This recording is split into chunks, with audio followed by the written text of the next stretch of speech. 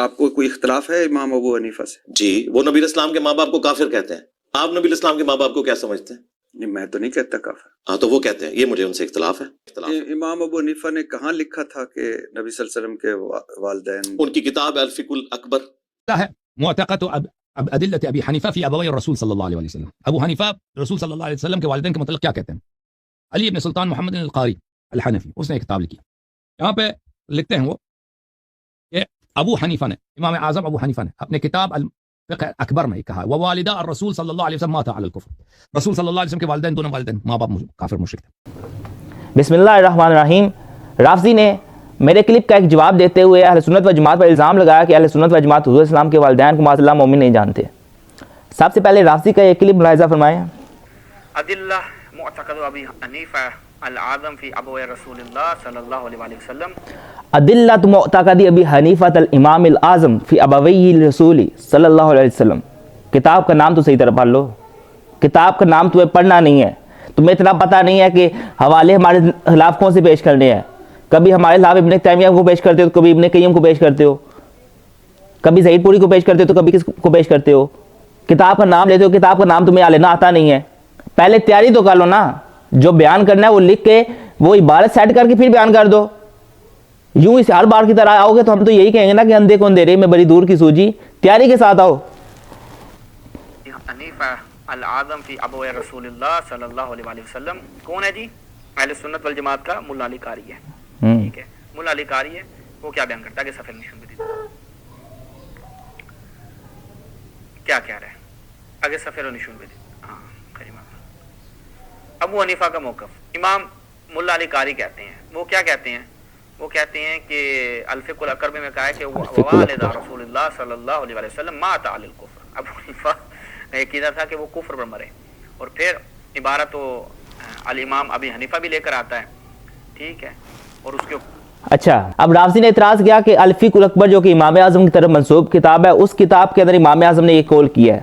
اس کتاب کے اندر امام اعظم نے حضور اسلام کے والدین کے متعلق عدم ایمان کا قول کیا ہے. نعوذ باللہ.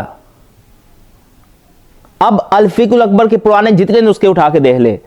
بعض نسخے ایسے ہیں جس کے اندر الفاظ ہے مات علی الفطرتی، بعض نسخے ایسے ہیں جس کے اندر الفاظ ہے ما مات علی الکفر، مائی رفی لگا دیا گیا ما مات علی الکفر، اور بعض نسخوں کے اندر الفاظ سرے سے موجود نہیں ہے. مثال کے طور پہ چند حوالے آپ کے سامنے رکھ دیتا ہوں. یہ الفقہ الاکبر کی شرح کے ساتھ امام ابو منصور محمد بن محمود الحنفی السمرقندی المتوفی 333 ہجری، ان کی شرح کے ساتھ الفقہ الاکبر جو کہ قطر سے چھپی ہے، اس کتاب کے اندر الفاظ سرے سے موجود نہیں ہے. اس کے علاوہ ملا علی قاری کی شرح کے ساتھ الفقہ الاکبر جس کی شرح ملا علی قاری نے کی اور آج سے 120 سال پہلے مصر سے شائع کردہ کتاب ہے، اس کتاب کے اندر بھی الفاظ سرے سے موجود نہیں ہے. مکتبۃ المدینہ کی شائع کردہ الفقہ الاکبر، اس کتاب کے اندر بھی الفاظ سرے سے موجود نہیں ہے. اور مکتبہ رحمانیہ، اس کتاب کے اندر مکتبہ رحمانیہ کی شائع کردہ کتاب کے اندر بھی یہ الفاظ سرے سے موجود نہیں ہے. اس کے باوجود کہ اختلاف نسخ آ گیا، ادھر نسخوں کا اختلاف آ گیا. بعض نسخے ایسے ہیں جدھر الفاظ ہیں مات علی الفطرتی، اور بعض نسخے ایسے ہیں جدھر الفاظ ہیں ما مات علی الکفر، اور بعض نسخوں کے اندر الفاظ موجود نہیں ہیں. اب یہاں نسخوں کا اختلاف واضح ہے. ہمارے بزرگان دین جن کی اہل سنت و جماعت کے مخطوطوں پر بالخصوص نظر رہی ہے، ان کی کتابوں میں انہوں نے اس بات کو واضح لکھا ہے کہ امام اعظم کی طرف یہ بات جو منسوب ہے یہ جھوٹ ہے. ہمارے امام اہل سنت شاہ امام احمد رضا خان علیہ الرحمہ نے فتاوی رضویہ کی 28ویں جلد کے اندر اس بات کی وضاحت کی ہے. فتاوی رضویہ کی 28ویں جلد کے صفحہ نمبر 444 کے اندر لکھتے ہیں کہ اور فقہ اکبر میں جو ہے کہ حضور صلی اللہ علیہ وسلم کے والدین نے حالت کفر میں انکار کیا تو یہ مصنف فقہ اکبر امام اعظم پر دسیسہ کاری ہے. ہمارے امام تو کہہ رہے ہیں کہ ان پر دسیسہ کاری ہے، اور آپ ہمارے امام کی وجہ سے ہماری پہچان ہوتی ہے. ہمارے امام ہماری پہچان ہے.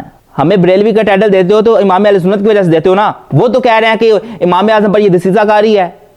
جب وہ تسلیم کر نہیں رہے، اہل سنت و جماعت والے تسلیم کر ہی نہیں رہے، تو آپ ہمارے اوپر کس طرح کہہ سکتے ہو کہ امام اعظم کا یہ قول ہے؟ اس متعلق مزید امام اہل سنت فرماتے ہیں، ہمارے بہت بڑے عالم دین علامہ فضل شاہ بدایونی علیہ الرحمہ کی کتاب المعتقد المنتقد جس پر حاشیہ لکھا امام اہل سنت نے المعتمد المستند، اس کے صفحہ نمبر 254 کے اندر دیکھیں تو فرماتے ہیں کہ یہ بات ہمارے آقا امام اعظم سے ثابت نہیں.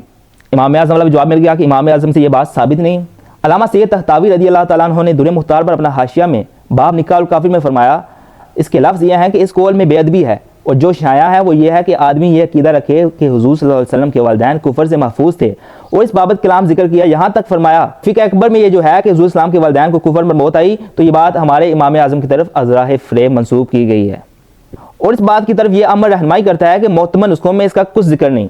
ابن حجر مکی نے اپنے فتاوی میں فرمایا کہ جو معتمد نسخوں میں موجود ہے وہ ابو حنیفہ محمد ابن یوسف بخاری کا قول ہے، نہ کہ ابو حنیفہ نعمان بن ثابت کوفی کا۔ لہذا امام اعظم کے متعلق بھی ہمارے امام نے جواب دے دیا کہ امام اعظم کی طرف ازراہ فریب منسوب ہے۔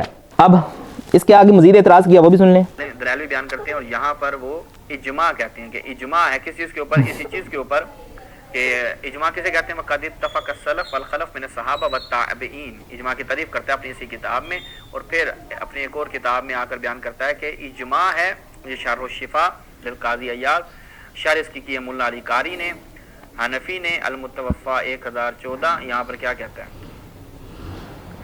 کہتا ہے کہ وَهَذَا يُوَافِقُ مَا قَالَ إِمَامُنَا فِي الْفِقْهِ الْأَكْبَرُ أَنَّ وَالِدَ رسول اللہ صلی اللہ علیہ وآلہ وسلم مَاتَ عَلَى الْكُفْرِ، اور یہ کیا ہے؟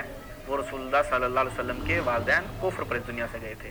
اور یہ فقط ایسا نہیں ہے کہ اچھا کہہ رہا ہے کہ ملا علی قاری نے بھی عدم ایمان کا قول کیا اور ساتھ کہا کہ اس بات پہ اجماع ہے، تو بھئی ملا علی قاری کے اس موقف کا بالخصوص علماء احناف نے قبول نہیں کیا۔ ملا علی قاری کے اس موقف کو ہم قبول نہیں کرتے۔ بعض علماء جیسے علامہ ہاشم رحمہ اللہ، علامہ عبدالعزیز پرہاروی علیہ رحمہ، انہوں نے اس بات کو لکھا ہے کہ ملا علی قاری نے اپنے اس موقف سے رجوع کر لیا تھا۔ اگر انہوں نے رجوع نہیں بھی کیا تو پھر بھی ہم ان کے اس موقف کو نہیں مانتے، اور جو علماء جنہوں نے یہ قول کیا کہ انہوں نے رجوع نہیں کیا، انہوں نے ان کے ارادے پہ مشکل کتابیں لکھی ہیں۔ ملا علی قاری کے اپنے شاگردوں نے ان کے ارادے میں مشکل کتابیں لکھی ہیں۔